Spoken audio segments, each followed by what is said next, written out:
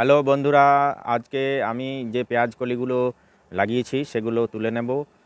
কেননা যে পচে যাওয়া মানে নষ্ট হয়ে যাওয়া পেঁয়াজগুলো আমি টাবের মধ্যে আমার পিছনে দেখতে পাচ্ছেন টাবে লাগিয়েছিলাম। আর এগুলো পাতাগুলো বড় হয়েছে আর সেগুলো আশপাশ দিয়ে ঢলে পড়ছে। এর জন্য এগুলো হেয়ার কাট করার প্রয়োজন হবে। এর জন্য আমরা নিয়ে নেব এগুলো খাওয়ার উপযুক্ত। আমাদের এই ভিডিওটা দেখতে থাকুন, ভালো লাগবে আপনাদের। পেঁয়াজগুলোর দেখুন কলিগুলো এই বড় হয়েছে আর এই সাইড দিকে ঝরে পড়ছে। এর জন্য এটা ট্রিমিং করার প্রয়োজন আছে। আর এই পাতাগুলো আমাদের খাওয়া হবে। এটাকে আপনারা অনেকে দেখুন কেটে নিচ্ছি মাথাটা। আর এটাকে অনেকে পেঁয়াজের শাক বলে থাকে, পেঁয়াজের পাতা বলে থাকে। তো এটা আমাদের খাওয়ার উপযুক্ত হবে। এই উপরের দিকটা এরকম ধরে যেমন হেয়ার কাট করে সেরকম কেটে নিতে হবে।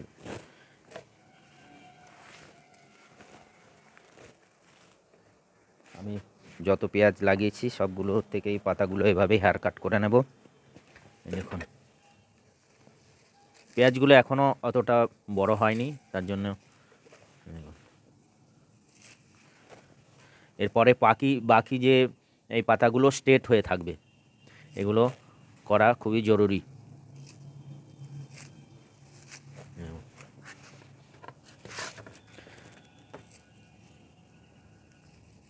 এই সমস্ত পেঁয়াজগুলো সব খারাপ হয়ে যাচ্ছিলো, ফেলার উপযুক্ত ছিল, সেগুলো আমি এই টবের মধ্যে পুঁতে দিয়েছি।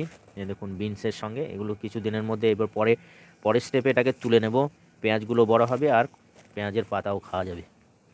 আপনারা চাইলে এরকম পেঁয়াজ যেগুলো নষ্ট হয়ে যাচ্ছে সেগুলো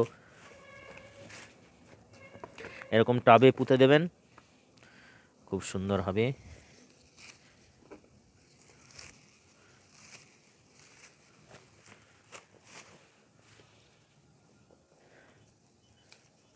পেঁয়াজের পাতা যদি আপনারা এরকম ছাদে গ্রো করতে পারেন খুবই ভালো লাগবে। এতগুলো হয়েছে, আর আছে নাকি দেখি কোথাও, ওগুলো থাক, স্টপ। এখানেও লাগিয়েছি, এগুলো অল্প অল্প করে কেটে নেব।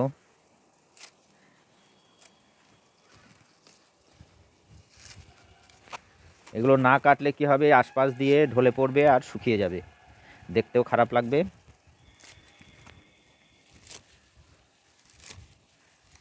দেখুন একটু আছে, এই যে লঙ্কা গাছের সঙ্গে, এগুলো বলে হেয়ার কাট, পেঁয়াজের হেয়ার কাট।